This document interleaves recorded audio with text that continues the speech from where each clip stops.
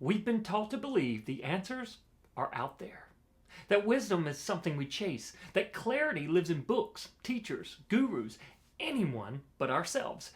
But what if I told you the most powerful voice you've been searching for has been whispering inside of you all along? Your intuition, your divine connection, your inner knowing. This isn't New Age fluff, this is truth. Because you were never disconnected from divine intelligence. You are the channel through which it flows.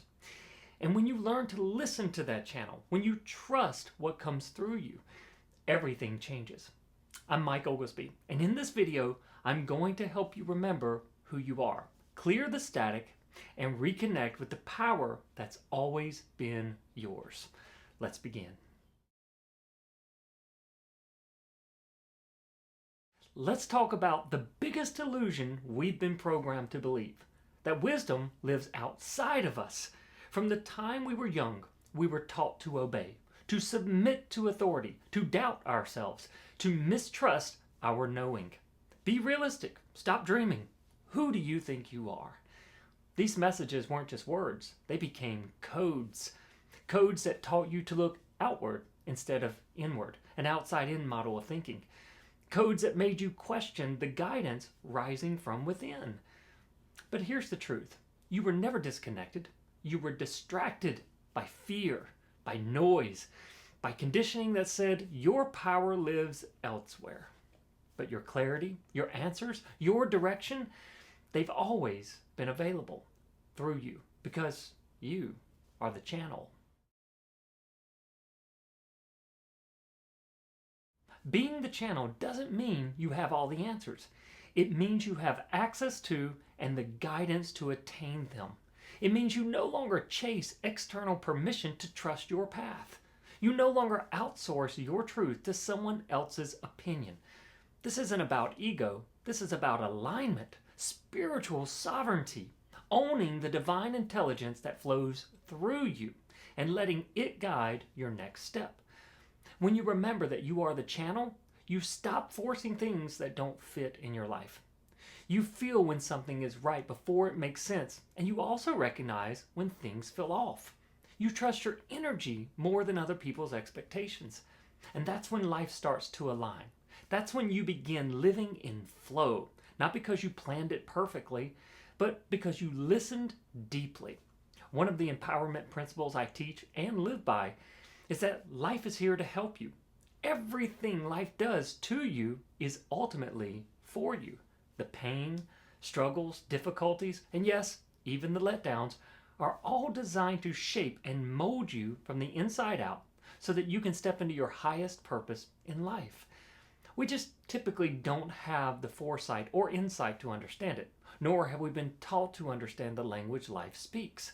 It whispers just beneath all the worries and struggles through the happenings of your life. And we must quiet the noise to hear its truth. You might be wondering, if I'm the channel, why don't I feel connected? Because the channel gets clogged. It gets clogged with fear, doubt, guilt, the belief that you're not worthy of divine wisdom. These aren't just emotional patterns, they're energetic blockages. They distort the signal. They make you question what you feel. But you can clear them, and it starts with simple shifts. Stillness. The divine doesn't shout, it whispers. Breath. Your breath brings you back to presence. Listening. Not with your ears, but with your being. You don't force guidance, you allow it. And the clearer the channel becomes, the clearer your next steps will be. Let's make this real. Here are 5 simple, powerful practices that can help you reconnect with your inner guidance today. Number 1, create space for stillness. This one's foundational. Just carve out 5 minutes a day. Set a timer, sit in silence, and let go of any need to get it right. Don't try to force the answers, just be. Let your nervous system settle. The quieter it gets inside, the more clearly you'll feel what's trying to come through. At first, this can be challenging and even seem impossible, but with consistent effort and practice, you will find this to be a necessary part of your life that promotes healing, change, and deep wisdom. Number 2, clear the channel of fear. When fear or doubt creeps in, and it will, don't fight it. Acknowledge it. I like to say, I see you, but I'm safe. I am open. That single shift can restore a deep sense of inner safety and open the flow again. Rejecting these parts of yourself is a rejection of the self. Though it's not a part of yourself you'd prefer to experience most of the time, it does serve a purpose, and it's only trying to help you in some way. There's no need to reject this, nor is there any benefit to doing so. Simply shift your thinking into alignment of what you seek for a more effective outcome. Number 3, tune into your body.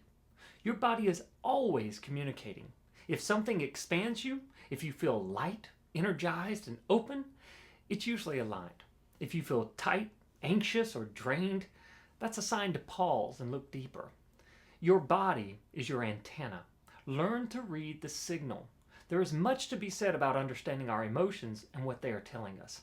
To learn more about this, I encourage you to grab a copy of my book, Fight Back. I'll drop a link in the description below for convenience. Number 4, ask with sincerity. Allow without attachment. Instead of begging for answers or demanding signs, try this. Ask a clear, heartfelt question. Something like, what do I need to see right now? And then let it go. Stay present. Guidance doesn't always arrive in thunder. Sometimes it's a quiet knowing, a thought, a synchronicity. Life speaks to us in many ways, and it's our job to decipher what it's saying to us.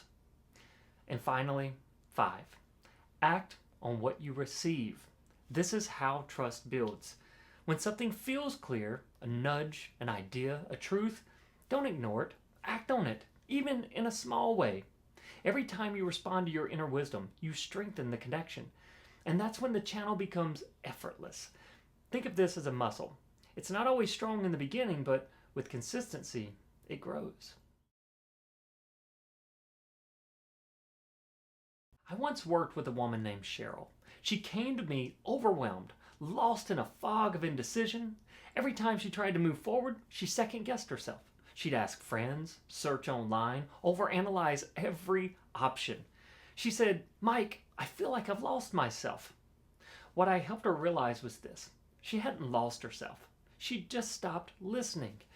We worked on clearing the noise, on rebuilding her connection to her inner voice, on realizing the belief that someone else knew better.